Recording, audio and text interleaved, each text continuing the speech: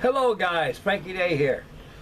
Okay fellas, here's another video I'll be doing right now. I got another build too going on, so it's actually in total I got three builds going on right now. And tomorrow I should have the final reveal for the camera. I went ahead and airbrushed the black on it, got it all masked off, so all it is just go ahead and assemble the rest of the airplane flight decals and add a little wash here and there, and all the small parts need to be done. She's finished and be ready for the final reveal, so I'll let it dry overnight right now. I'll hold this black and I'll go ahead and remove the tape tomorrow and give it a coat of lacquer, let it dry, and put a bit of wash and decals, and should be finished. And so I got started on the Tiffy, get some progress done on that and get a video prepared for same. And I was kind of pillaging through my stash pile to see if I can scare up something I haven't done in a long time. I ran across this cool B-29 behind me over here. I had this kit. I bought this kit back in late 1960s. I think around 67 or 68. I bought it at a hobby shop out there in Ventura, California. I think it was Cozy's Hobby Shop, located in Main Street. He was more or less an Airfix dealer at then, and the only hobby shop at the time that had Airfix models, the whole shebang of them. And so I got this when I came home from leave when I was in the Navy, and I put it in my stash pile. And right now I'm just starting to work on it right now. Today, guys, before I get started on this B-29 here, I'd done my first hangout I've ever did. I've never done a hangout here on YouTube as long as I've been on the YouTube. And again, I'm really green. I don't know how it goes, and I don't know how to answer people or people answer back. And I found out that later on when I canceled out when I went ahead and ended the hangout right there. One of my commenters commented. He says by the time I was on there, I had 15 people on there. I had no idea I had that many people, and I must have done something wrong. But I do remember one thing: when I'm uploading live stream, it mentioned something about live chat. So maybe I should have pressed that live chat and clicked that on, then went ahead and full streams. I'll try that tomorrow. Anyway, guys, I'll have a better hangout for you tomorrow at 3 o'clock in the afternoon. It's going to be anything comes to your mind, questions, and I got the answers. And if you guys want to build some models like that and stuff, that'd be fine. And I'll be working on this B-29 right here, and probably be working on the also I'll be working on the Vulcan and get her going. And so I got a lot of things to be doing, so tomorrow will be a good day. It's gonna be Wednesday tomorrow, and the Eagle comes down for me tomorrow. I'll get my Social Security check, so I'll be model buying tomorrow and paying bills and everything. And 3 o'clock we'll have our hangout, so don't forget that. It may be posted on your YouTube page on there, or the events of subscribers you get to watch. And so I think it's the time of year, guys. Now is the winter is starting to get here pretty soon, and having live hangouts will kind of keep us all together nice and warm, and build models. Okay, tomorrow I'll have the hangout tomorrow at 3 o'clock, guys, and I'll try to do this right, and we'll see how it goes tomorrow. And I'll give a stab at it. Okay, guys, getting back to this B-29. I dug this out of my stash pile last night, probably around 12:30 at night last night. And I went ahead and looked at it and said, well, heck, this will be a fun little build. It won't take long to build this. And I built one of these before, and they come out very nice kit. The ancient kit as it is.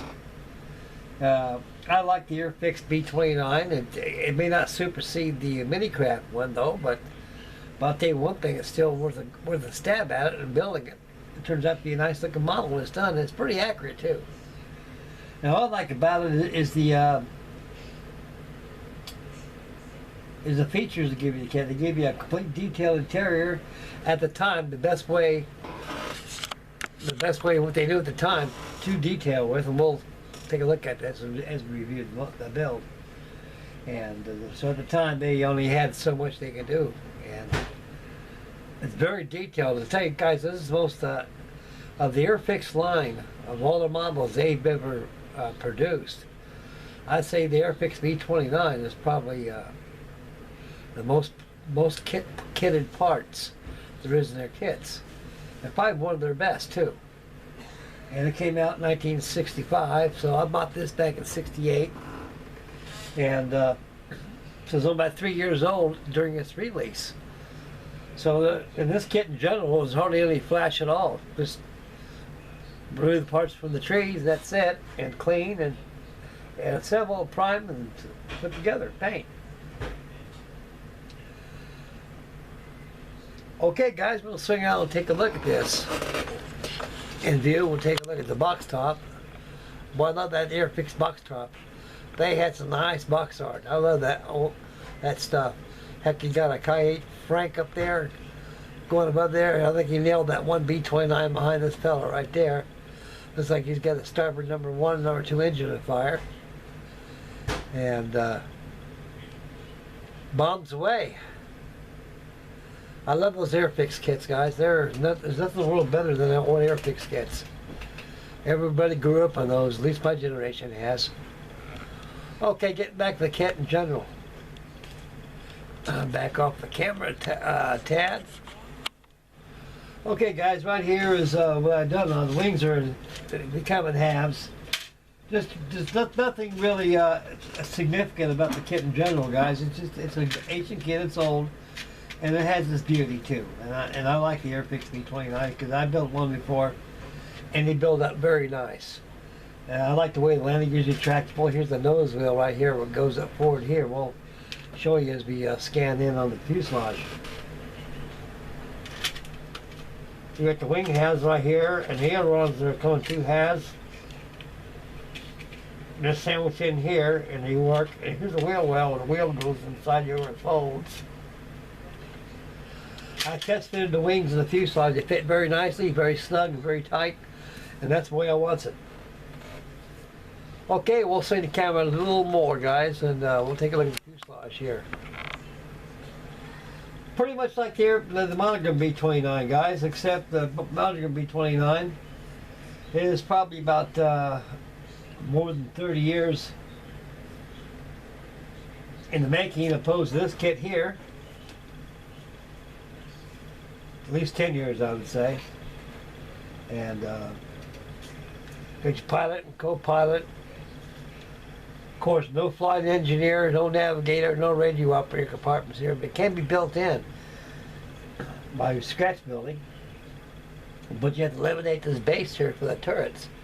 See, these turrets, they rotate on bottom, top, same, aft, and aft.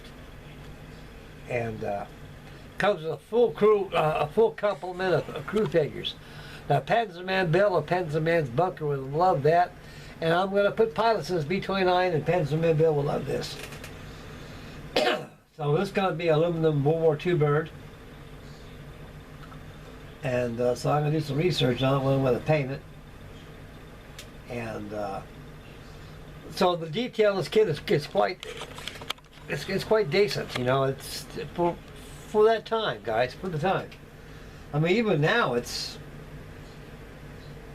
they've done their homework when they built this kit, designed this kit, and it's pretty accurate. And it's big. For 1/72 scale, the B-29 is still a pretty sizable airplane, even in model form.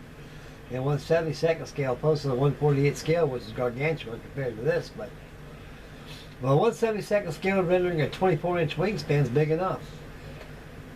Collector and enthusiasts will enjoy that to his collections. Bombs got to be painted individually, and they got to be cemented to the bomb racks, but this whole thing has been primed already, as you can see. I got to give it an airbrush interior green from the forward pressure bulkhead up forward, And from the pressure forward bulkhead aft to the aft pressure bulkhead in the bomb bay, also the tunnel that comes through here is going to be aluminum.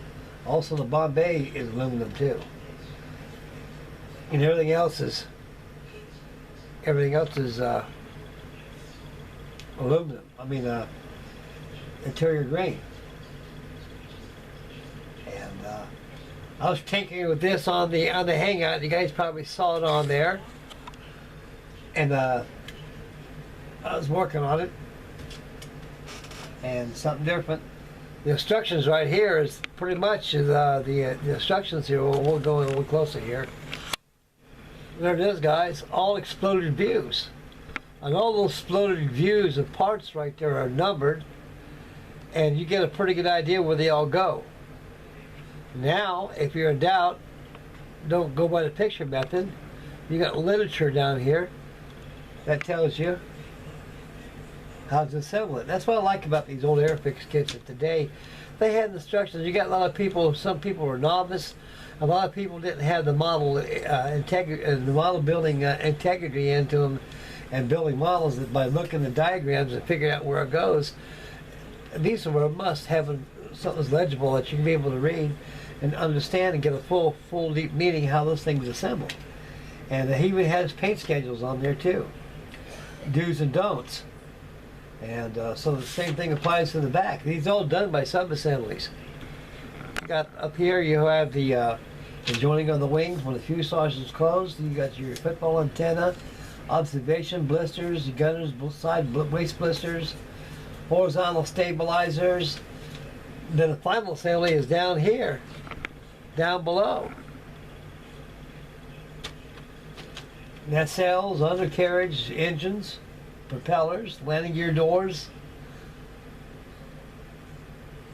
sundry of parts. Then it has a color schedule, Eddie Allen, which is this thing here, and Jolt Josie. They give you the paint schedules on here. And Airfix Division, 1965. Kent, England. Ancient, guys, ancient. I love these old kits because I was raised on these things, guys. A lot of guys in my age group, my generation, that's all we had, and they were the best. A lot of guys nowadays don't think they're junk. Because back in those days, man, that's all we had. There's nothing to compare them with. And we're very grateful to have these. And a lot of us were very skillful when we built these. They turned out to be very good looking models when they're done. And so these kits are very ancient, and then once they're built up, they come out, they turn out very beautiful when they're finished. So nothing in the world is better than Airfix. I love Airfix. Okay, we're made to carry back to yours truly.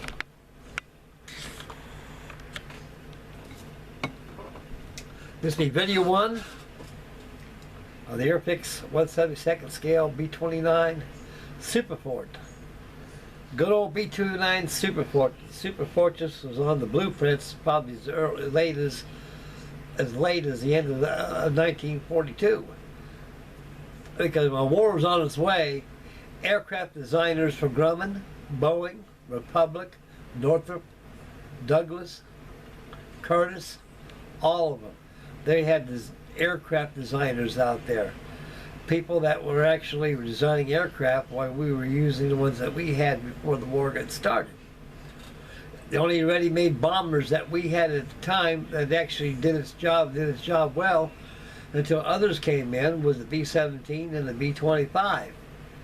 When the Liberator came in, it was pretty good help with the B-17. They can carry a hell of a lot longer, more bomb load. With that Davis wingspan, with the Davis wing design on it, it has a range probably about a couple thousand miles, like that of a flying boat. And the B-25 stayed all throughout the war. It was the most versatile aircraft that the Army Air Corps had at the time, and it was pretty much a pilot's airplane. And the B-29 came into service and probably around either the fall or the winter months of 1944, the 43. And they were strategically used on the Pacific front by the use of the island hopping campaign. You had the mobile construction units, like survey repair units, like CBs. They came once the islands were secured by the Marines. CBs came in and brought in ukes, graders, D9s, earth movers, and made big runways for these big, massive B-29 superforts to land on, and they had to have a runway at least 2,000 feet for these things to be able to get off the ground, because the B-29 is a very sluggish performer of getting airborne, and they can carry a massive bomb load. And actually, it was tested plenty of times with atomic bomb of the weight of the atomic bomb opposed to the conventional bombs they had, and they practiced takeoffs with a loaded bomb. Because before they dropped that bomb on Hiroshima and Nagasaki, everything had to be rehearsed, checked, rechecked, and checked again. Everything precise, so much runway to get off the ground, especially in Guam, and not Guam, but around Tinian and also Iwo Jima, where the islands were at. They dropped off into the ocean, and all it was like a rock aircraft carrier when those B-29s took off. Once they rotated and got off the ground, they pulled the landing gear up as fast as they could, so they could keep the weight as light as they can and keep the drag down, and be able to clear airborne. In other words, they could drop like getting off an aircraft carrier and go into a drink. And they were the first nuclear bomber that we had, and a super bomber that we had, and it was a very beautiful designed airplane. And they had a lot of troubles with the super fort, like they all do. They got every airplane you got, guys, that we've had, of all aircrafts of all natures, even all countries, they got gremlins in them. They got to be worked out. And the B-29 had gremlins. Had a lot of problems. Mostly the problems was pressure, altitude, side gun, waist blisters popping out, and guys going out with the waist blisters, and stress fractures in the fuselage and stuff. And also a lot of problems, a lot of engine fires, and also a lot of oil seals that were leaking on those big old massive 2,800 horsepower Wrights Cyclone motors they had. And they were very those airplanes were almost like the B-26 Marauder, almost computerized in a way.